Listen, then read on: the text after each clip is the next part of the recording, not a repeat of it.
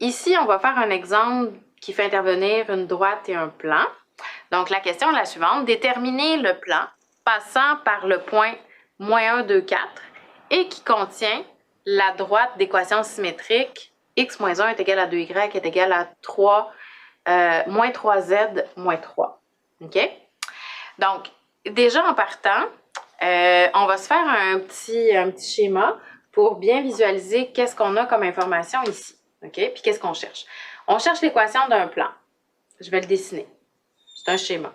OK? Fait qu'on veut l'équation de ce plan-là, connaissant un point de la droite, ici. Mettons que je l'appelle A, ce point-là, peu importe, c'est le point moins 1, 2, 4. Et je connais aussi l'équation symétrique de la droite. OK?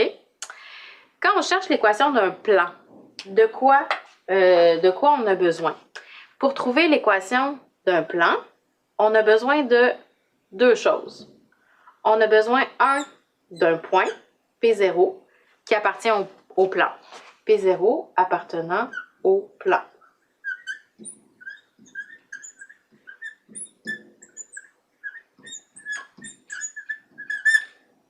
Est-ce qu'on en connaît un point qui appartient au plan? Oui, on nous le donne. On nous le dit que ce point-là appartient au plan. Fait qu'on pourra prendre ça comme étant notre P0. On va en avoir besoin pour construire l'équation du plan.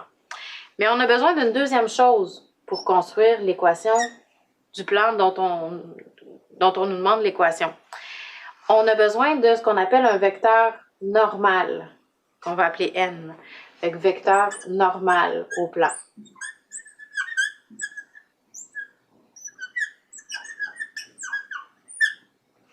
Lui, on ne nous le donne pas explicitement. Par contre, vous avez l'équation de la droite et un point. Là, ce que je vais vous faire réaliser ici, c'est qu'à partir de l'équation de la droite, quand on a l'équation d'une droite, qu'est-ce qu'on peut aller chercher comme information? Bien, vous avez tous les points qui sont sur la droite, bien évidemment, et tous ces points-là qui sont sur la droite appartiennent au plan aussi, puisque la droite est sur le plan. OK? Mais on a aussi un vecteur directeur. Un vecteur directeur, c'est un vecteur qui est parallèle à la droite. Mais si la droite est sur le plan, ça veut dire que ce vecteur-là est aussi dans mon plan. OK? Et pour trouver mon vecteur normal, j'aurais besoin de quoi? Si je suis capable de me trouver deux vecteurs qui appartiennent à ce plan-là, qui ne sont pas parallèles, bien, je vais être capable, avec un produit vectoriel, de trouver un vecteur normal, perpendiculaire au plan. Donc, le but ici, ça va être de se trouver deux vecteurs dans le plan, de faire un produit vectoriel pour avoir le vecteur normal, puis on prendra ce point-là comme étant notre P0, le point appartenant au plan. Évidemment, on pourrait prendre n'importe quel qui appartient à la droite, mais on peut aussi prendre celui-ci. OK? Fait que notre premier vecteur, on va prendre le vecteur directeur de la droite. On va le trouver à partir de l'équation de la droite. Puis qu'est-ce que je pourrais prendre comme deuxième vecteur qui n'est pas parallèle au vecteur directeur? Bien, je vais me trouver un point qui est sur la droite avec l'équation de la droite et je vais former un vecteur qui va aller jusqu'à ce point-là. Donc, je vais avoir deux vecteurs appartenant au même plan.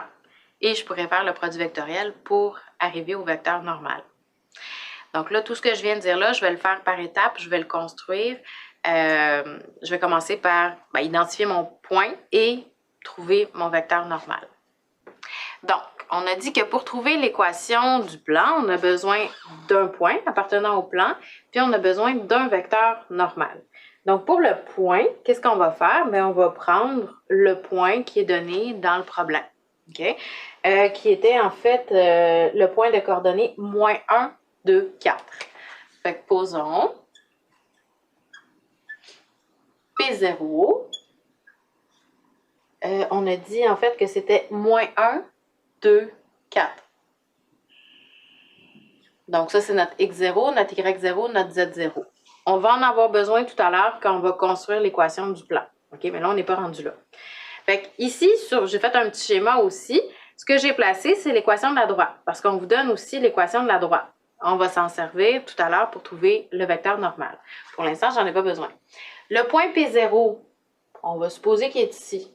J'ai identifié les coordonnées, c'était donné dans le problème. OK?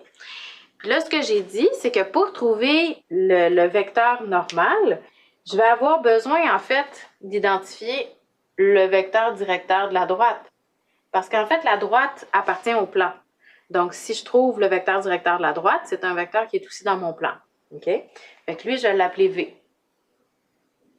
Lui, je vais le trouver à partir de l'équation de la droite, puisque l'équation de la droite vous est donnée.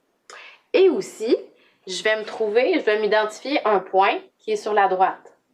Comme on a l'équation de la droite, on en a une infinité de points. Il nous suffit seulement d'en prendre un là-dedans. Fait que lui, je vais l'appeler P. Puis après, ce qu'on va faire, c'est qu'on va former le vecteur. Ici, je l'ai mal. En fait, c'est P0 ici. Fait qu'on va former le vecteur P0P. Donc, pour arriver à trouver le vecteur V, le point, et former le vecteur P0P, ben, j'ai besoin de l'équation de la droite. Fait que je vais la réécrire ici. OK? Fait que ça, c'est donné encore une fois dans le problème. On part avec l'équation de la droite qui nous est donnée. Donc, x moins 1 est égal à 2y qui est égal à moins 3z moins 3. Et en fait, à partir de cette forme d'équation-là, ce qu'il faudrait se rappeler, c'est que l'équation symétrique, comment vous était donnée, c'était x moins x0 sur a, qui est égal à y moins y0 sur b, qui est égal à z moins z0 sur c. OK? Donc, sous cette forme-là, vous allez être capable d'aller récupérer le A, le B, le C. Ce sont les composantes du vecteur directeur de la droite. Donc, si on est capable de retrouver ça à partir de l'équation de la droite, ben on a un vecteur directeur, qui est un vecteur dans le plan. Et mon x0, y0, z0, ben ça va me donner un point qui est sur la droite. Puis on va dire que c'est ce P-là. OK? Mais là, quand on regarde l'équation de la droite qu'on vous a donnée, c'est pas tout à fait sous cette forme-là. Fait qu'il va falloir réorganiser un petit peu, faire quelques manipulations algébriques pour arriver à retrouver cette forme-là et tirer les informations dont on a besoin. Le vecteur directeur et un point x0, y0, z0 de la droite. Donc, ici, ce que je vais faire, c'est que je vais réécrire la chose suivante. Je vais dire j'ai x moins 1, mais c'est comme si c'était divisé par 1. OK? Ici, en fait, j'ai un facteur, j'ai un coefficient de 2. Mais lui, je vais le réécrire comme ça, de façon équivalente. Je vais dire que c'est y divisé par 1/2. Parce que quand on multiplie par l'inverse, ça va nous redonner 2 ici. OK? Fait que c'est équivalent. Mais je le réécris pour retrouver cette forme-là. Ici, qu'est-ce que je vais faire? Je vais commencer par mettre un moins 3 en évidence. Ça devient facteur de z plus 1. OK? Donc, dernière étape ici, je pourrais rajouter x moins 1 sur 1 est égal à y sur 1/2, qui est égal, là je vais diviser par moins 1 tiers, fait que ça va me donner z plus 1 divisé par moins 1 tiers. Donc maintenant, sous cette forme-là, on est capable d'aller récupérer les dénominateurs, en fait, dans chacun des termes ici. Ça va me donner, en fait, les composantes du vecteur directeur de la droite. Et ici, ben, je vais être capable d'aller trouver mon x0, y0, z0. Donc, je vais les écrire. Fait qu'on a...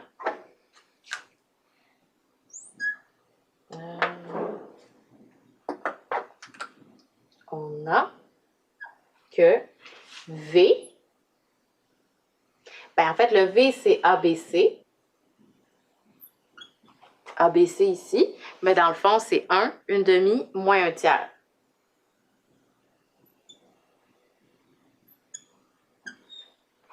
OK? Puis, un des points de la droite, évidemment, on peut en trouver une infinité, mais on va s'en prendre un, celui qui est donné ici dans cette forme d'équation-là. Fait que P, je vais l'appeler P. P, c'est coordonnées. Ici, ça va être x0. Fait que mon x0, il y a un moins ici. Donc, s'il y a un moins, ça veut dire que mon x0 vaut 1. Mon y0, qu'est-ce qu'il vaut? Ben, il n'y a rien ici. Donc, c'est comme si c'était moins 0. Fait que c'est 0. Puis le z0, ici, on voit que c'est z plus 1. À partir de l'équation qui est là, pour retrouver un plus, ça veut dire que le z0, il est négatif. Donc, ça fait moins 1. Donc, je viens de trouver un point qui appartient à la droite, que j'ai placé ici. J'ai P0, qui était donné dans le problème, et j'ai aussi un vecteur directeur, qui appartient à la droite et qui est dans mon plan. Donc, ce qui me reste à former, en fait, c'est mon vecteur P0P. Puis ensuite, je vais faire un produit vectoriel entre mon vecteur P0P et le vecteur V, parce que ce sont deux vecteurs qui sont dans le même plan. Donc, si je fais un produit vectoriel, étant donné que mes vecteurs sont dans le même plan, bien, ça va me donner un vecteur sortant qui est perpendiculaire au plan. OK? Donc, voilà. C'est ce qu'on va faire à l'étape suivante.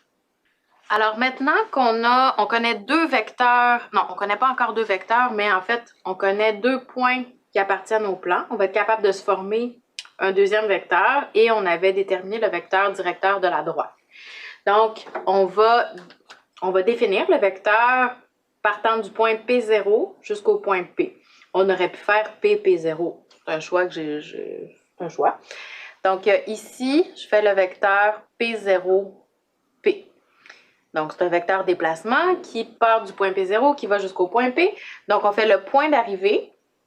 Donc, le point d'arrivée, ses coordonnées, c'est 1, 0, moins 1, moins les coordonnées du point de départ, qui sont moins 1, 2, 4.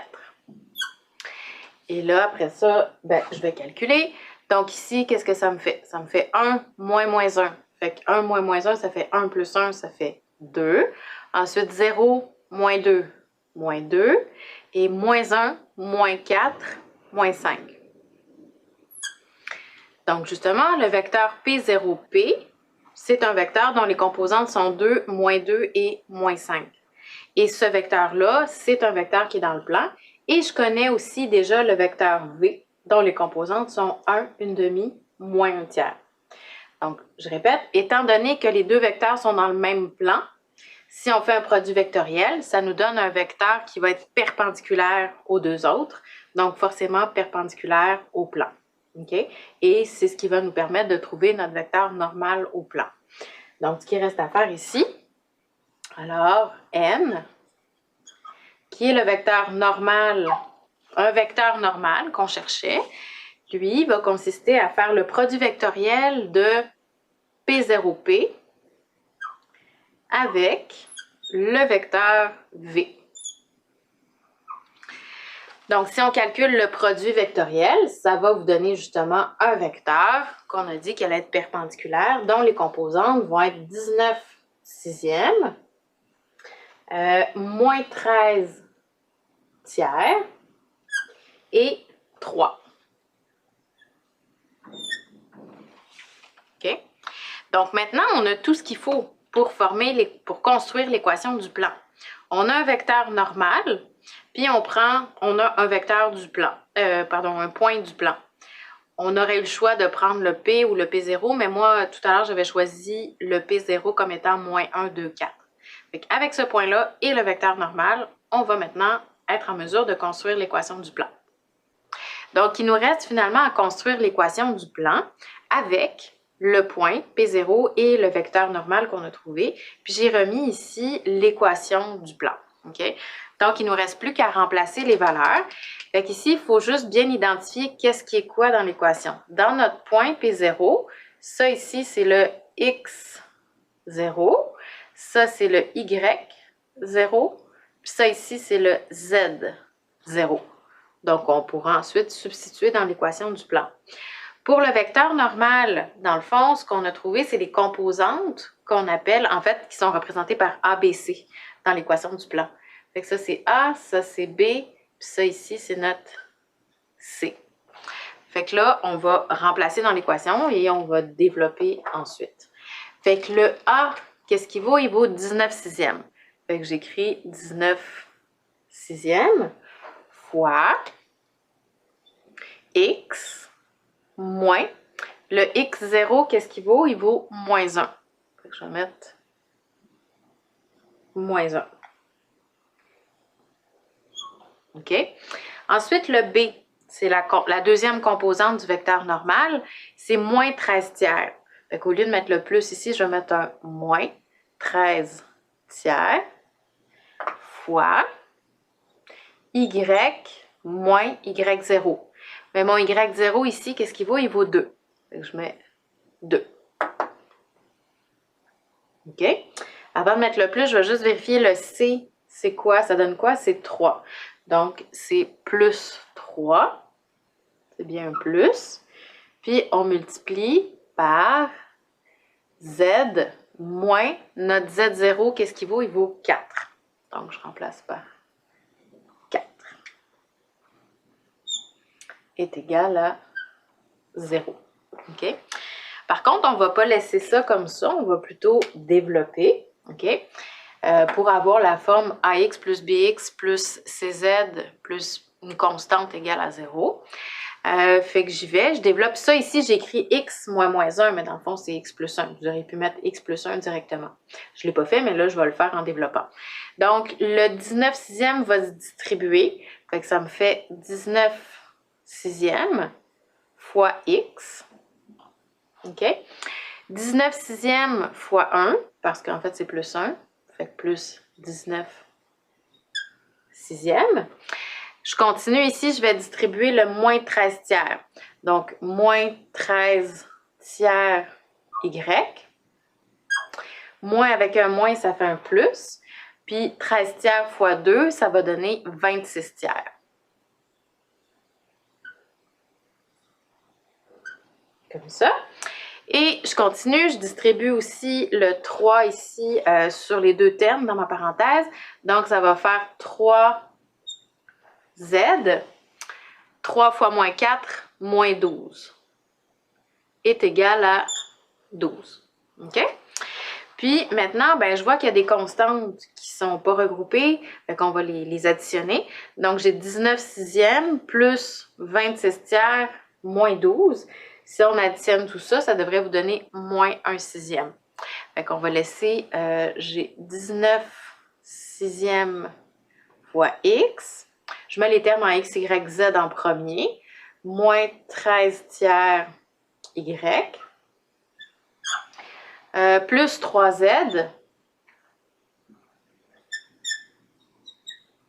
Puis comme j'ai dit, les constantes 19 sixièmes plus 26 tiers moins 12, ça va vous donner moins 1 sixième. Et tout ça est égal à 0. Donc, on vient de trouver l'équation du plan qu'on cherchait. De façon équivalente, je pourrais aussi écrire la chose suivante. On peut le laisser comme ça, mais si on veut se débarrasser des fractions, je pourrais multiplier par 6 l'équation à gauche, à droite. OK? Donc, si je multiplie par 6, ben, je dirais comme je dis, c'est une forme équivalente. Donc, si on multiplie chacun des termes par 6, le 6, je multiplie par 6 ici, ça va être divisé par 6. Donc, on va avoir 19 fois X. OK? Le deuxième terme, si on le multiplie par 6 aussi, 6 divisé par 3, ça fait 2. Donc, moins 13 fois 2, ça fait moins 26 Y. Ensuite, je multiplie par 6 partout, donc le 3. Fait que ça va me donner 6 fois 3, ça fait plus 18 Z. Et finalement, par 6 ici aussi, fait que ça va me donner moins 1. Mais comme je dis, les deux réponses sont équivalentes. Donc, que vous donniez celle-ci, la première que j'ai trouvée, ou la deuxième, ça nous donne le même plan. OK? Donc, voilà.